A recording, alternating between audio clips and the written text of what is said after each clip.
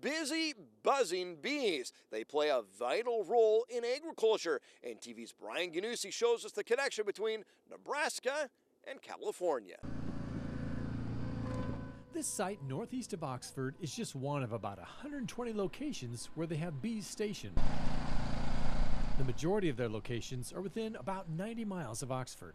My dad gave me my first bees when I was 7 years old, and I've been at it ever since. So, my dad was a sideline beekeeper when I was a kid. In fact, one of my earliest memories of childhood was getting stung on the tongue while he was extracting because I was eating the cappings.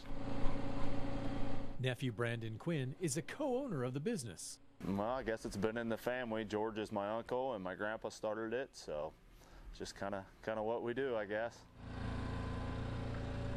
Brandon says that each site like this has somewhere between 40 and 60 bee colonies. A colony is the extended family of one queen bee. It's just one of those things when you grow up in it, it's like farming and a lot of other things. It's just in your blood. It's what you do. What they were doing on this day was loading up and hauling the bee boxes back to the warehouse in Oxford. They first, however, organized the boxes by the quality of the bees inside. Gathering all the bees in from the honey locations is where it starts. We get them in these big yards, and we have to grade the bees for strength.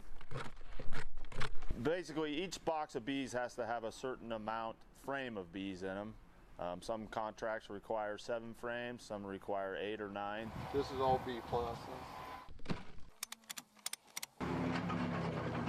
The contracts are part of the next step in the process.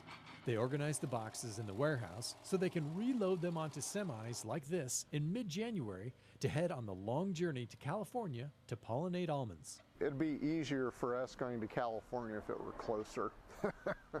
It's to the point now that it takes most of the bees west of the Mississippi River to pollinate the almonds in California.